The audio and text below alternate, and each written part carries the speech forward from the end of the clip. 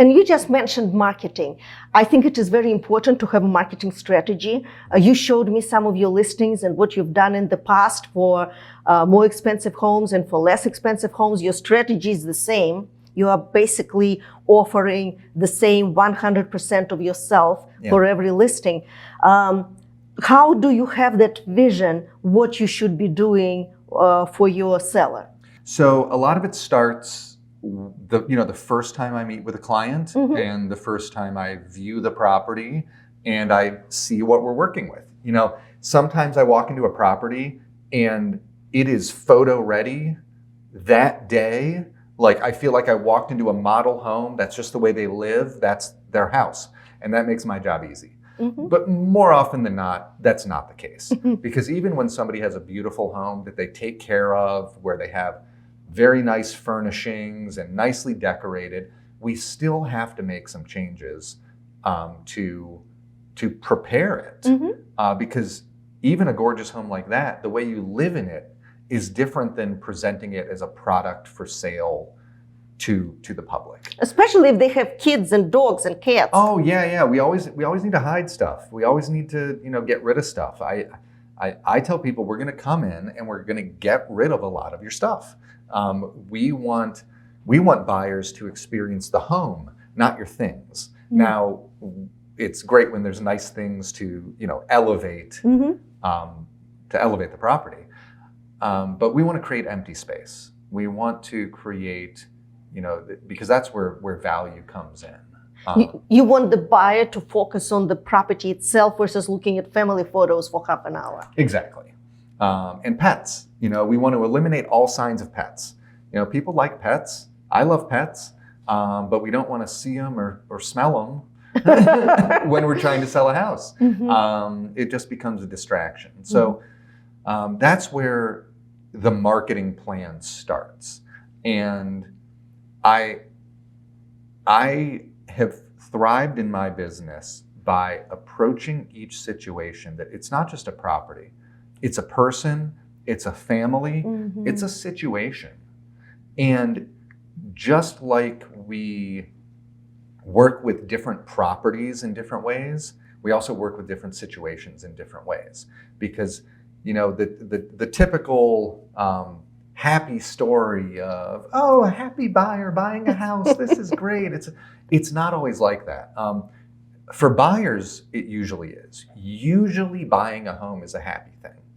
But selling a home is not always a happy thing. Very stressful. People sell for all sorts of reasons. They sell for happy reasons. Maybe they've bought a bigger home and they're happy to be leaving, or maybe they're moving to another state. Maybe they're moving to be closer to family or for a job opportunity that they're just very happy about. But maybe they're selling the home because of financial difficulty, or a job loss, or a death in the family, or a divorce. There could be all sorts of reasons. So when I come into a situation to help somebody sell their property, it's not just the property.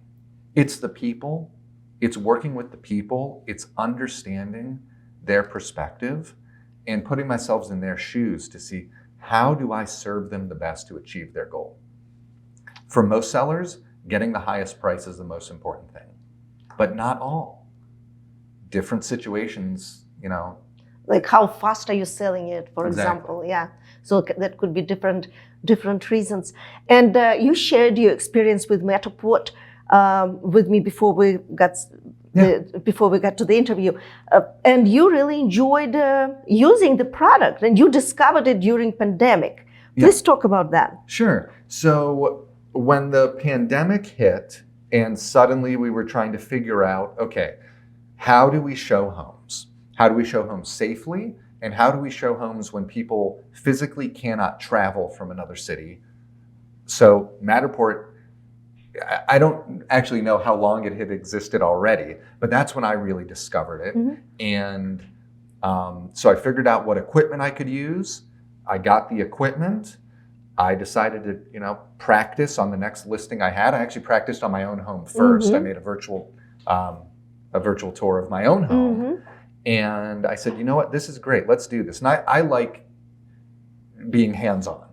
I liked personally having my iPad, the camera, and making it, happen.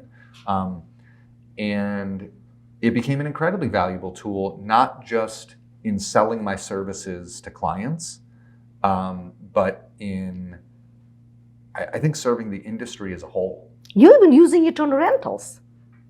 Yeah. And that's incredible, to use Matterport on rental. It's also very valuable, especially if someone is renting the property and you want to show what condition that apartment or house was before and after, and that helps the person who is renting it. That helps you as an agent to understand if something goes wrong. Then you can show, hey, that was in perfect condition before you moved in. Right. Or vice versa, that was broken already, so don't you worry about it. Right. And so what I love about it too is that there are some people out there for any tool that say, oh, I don't like that. I don't like seeing that. I mean, people could say that about anything. Oh, I don't like professional photos because they look too good. Oh, okay. They make the house look too good. Too nice, yeah. It's not realistic. So we have the virtual tour with Matterport. Some people say, oh, I don't like the interface. It's, and I said, well, that's great. But some people do like it. So for those people, it's great. You can look at the pictures in the floor plan, but if you don't want to look at that, that's why it's good to have all these options. We don't only do one thing. Marketing and advertising is not just doing one thing.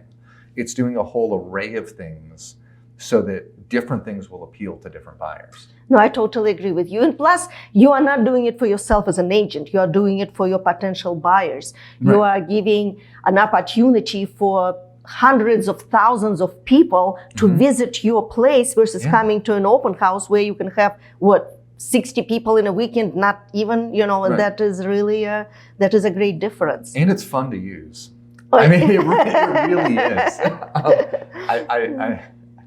I enjoyed using it. I'm not really a tech geek, but I like using some of that stuff. It's fun.